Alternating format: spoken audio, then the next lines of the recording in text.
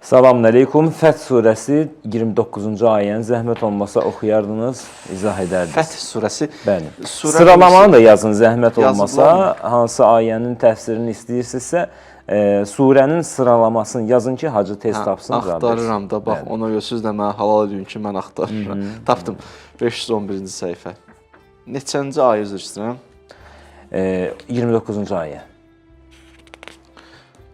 Ramazanda bir illik yoxsa bütün günahlar bağışlanır. Buna da inşallah cavab tapdım ayəni 29-cu ayə. Muhammedun Rasul. Euzubillahimineşşeytanirracim. Deməli bu ayə nədir? Bunu ilk öncə deyim. Bilirsiniz ki, Tövratda və İncildə peyğəmbərin xüsusiyyətləri də deyilmişdi. Peyğəmbərin səhabələrinin də xüsusiyyətləri qeyd olunmuşdu. Təkcə peyğəmbər haqqında deyilməyib. Peyğəmbərin səhabələr haqqında nə olub? Sözlər deyilir. Ya'rifunehu kema ya'rifune ebnaehum. Peyğəmbəri ilə tanıtdırmışlar ki, o kitabda balasını insan necə tanıyarsa, o cürə tanıyardılar. Yaxşı. Burada isə peyğəmbərin səhabələrinin xüsusiyyəti həm Tövratda, həm İncildə. Deyim, Muhammedun Rasulullah vəllezine ma'ah. Onu ilə birgə olanların xüsusiyyəti budur. Əşiddau aləl kuffar. Bəşəriyyətə qənim kesilənlərə qarşı şiddətlidirlər. Ruhamaun beynəhum. Biri digərinə qarşı rəhimlidirlər, mehribandılar, mərhəmətlidirlər. Tərahum rukkəən, rükuda görərsən onları, succədən, səcdə görərsən onları, yəbtəğunə fəzlən minəllah ridvana və ridvanan. Allahın razılığı üçün yaşayırlar. Simahum fi vucuhihim min əsəri sucud. Onların simalarında əsərin izi var, səcdənin izi var, səcdənin belə deyə əsəri var. Yəni bunlar bəndədirlər. Zəlikə məsəluhum fit Tövrat. Bu, bunların Tövratda olan misaldır. Bilirsiniz, o birisi ayə ilə bu ayəni yan-bayan qoyanda nə olur? Bir ayə var, deyir, peyğəmbərlə birgə olmaq istəyənlər çoxdur da. Bəli. Həssuna ulaikə rəfiqa ayəsi var. Məəlləzinə ənəmallah aleyhim. Olarsınız deyib peyğəmbərlərlə birgə.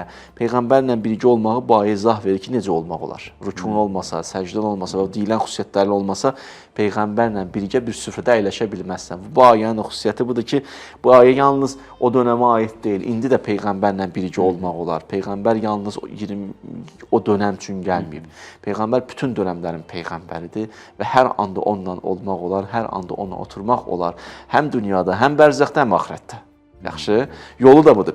Ondan sonra İncildə söhbət fəməsəluhum fil İncil kəzər'in əxrəcə şət'əh fəəzərəhu fəstəxləzə fəstəvə alə suqihi.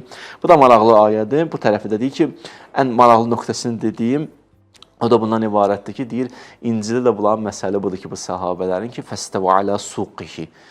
Əkinə bənzədir, burada baxarlardı özləri.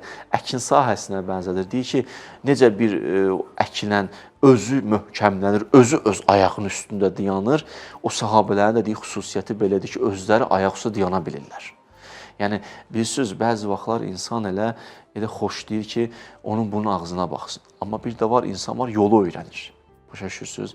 İnsan var, müəllimin yanına gedir, yalnız onun fikirlərini öyrənir. İnsan da var, müəllimin yanına gedir, düşünməyi öyrənir.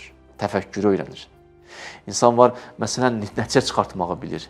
Adam da var, elə həmişə deyirlər, bu nə elə, bu nə? Sən də öyrən də, xətti tut, yolu bil, yolu get. Deyir, fəstəvə alə suqihi, səhabənin xüsusiyyəti budur. Özü ayaq üstə dayanar və onlar bu xüsusiyyətdədirlər ki, Allah da deyir, onlara vədələr verib, iman əhlinə vədələr verib, salih əməllər eləyənlərə vədələr verib, onlara məğfirət var və əcr əzim var. Möhtəşəm. Bəli, Allah razı olsun.